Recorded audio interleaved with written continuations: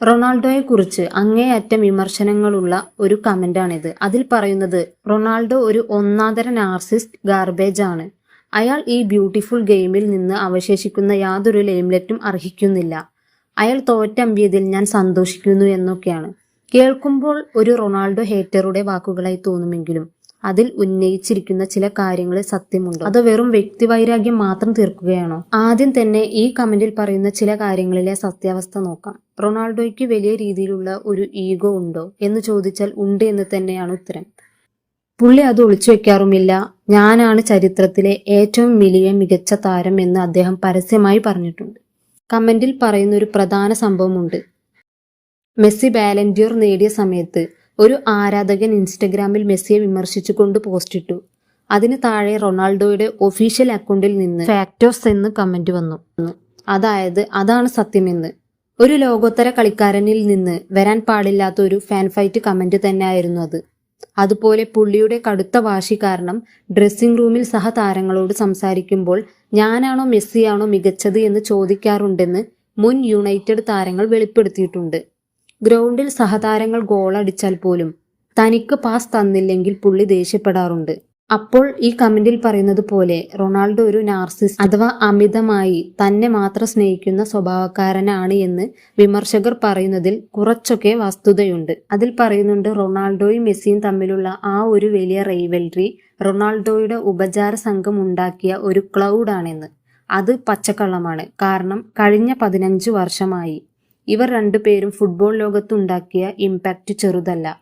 Messi magical football കളിച്ചപ്പോൾ കഠിനാധ്വാനം കൊണ്ട് മാത്രം അതിനൊപ്പം നിൽക്കാൻ റൊണാൾഡോയ്ക്ക് കഴിഞ്ഞു. 5 ചാമ്പ്യൻസ് ലീഗ് കിരീടങ്ങൾ, റയൽ മാഡ്രിഡിന് വേണ്ടിയുള്ള റെക്കോർഡ് ഗോളുകൾ, ഇന്റർനാഷണൽ ഫുട്ബോളിൽ ഏറ്റവും കൂടുതൽ ഗോളുകൾ അടിച്ച താരം.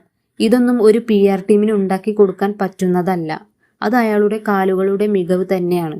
ഇനി ഈ കമന്റിൽ പറയുന്നത് പോലെ അയാൾ ഒരു ജീർണിച്ച മനസ്സിനുടമയാണോ? ഒരിക്കലുമല്ല.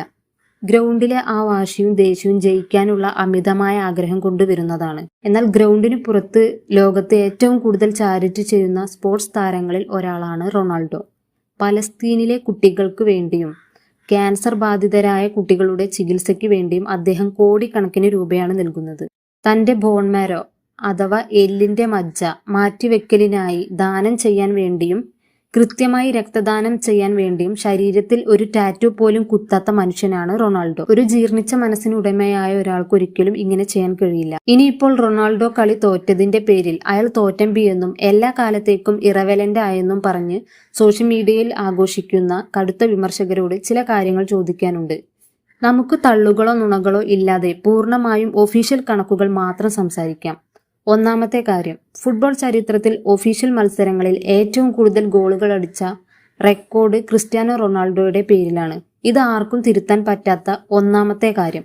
രണ്ടാമത്, ഈ 2026-ലും തന്റെ 41-ാം വയസ്സിലും ഒരു പ്രൊഫഷണൽ ലീഗ് കളിക്കാനും ഗോളുകൾ അടിക്കാനും കാണിക്കുന്ന ആ ഫിറ്റ്നസ് ഉണ്ടല്ലോ, അത് ലോകത്ത് മറ്റൊരു ഫുട്ബോൾ താരത്തിനും നിലവിൽ അവകാശപ്പെടാൻ കഴിയില്ല.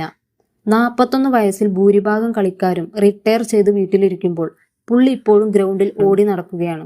മൂന്നാമത്, യൂറോപ്യൻ ഫുട്ബോളിലെ ഏറ്റവും വലിയ വേദി എന്ന് പറയുന്ന യുവേഫ ചാമ്പ്യൻസ് ലീഗിൽ ഏറ്റവും കൂടുതൽ ഗോളുകൾ അടിച്ചതും ഏറ്റവും കൂടുതൽ അസിസ്റ്റുകൾ നൽകിയതും 5 തവണ കിരീടം നേടിയതും ഇതേ റൊണാൾഡോയാണ്. അതുകൊണ്ടാണ് പുള്ളിയെ മിസ്റ്റർ ചാമ്പ്യൻസ് ലീഗ് എന്ന് വിളിക്കുന്നത്. ഇതിലൊന്നും ഒരു PR വർക്കോ നുണയോ ഇല്ല. ഇതൊക്കെ ഒഫീഷ്യൽ റെക്കോർഡുകളാണ്. അതുകൊണ്ട് ഒരു കളി തോറ്റപ്പോഴേക്കും റൊണാൾഡോ എന്ന പ്ലെയറെ പൂർണ്ണമായി തള്ളിക്കളയുന്നവർ ഈ ചരിത്രവും കണക്കുകളും കൂടി ഒന്ന് ഓർക്കുന്നത് നന്നായിരിക്കും. തോൽവികൾ എല്ലാ വലിയ കളിക്കാർക്കും ഉണ്ടായിട്ടുണ്ട്.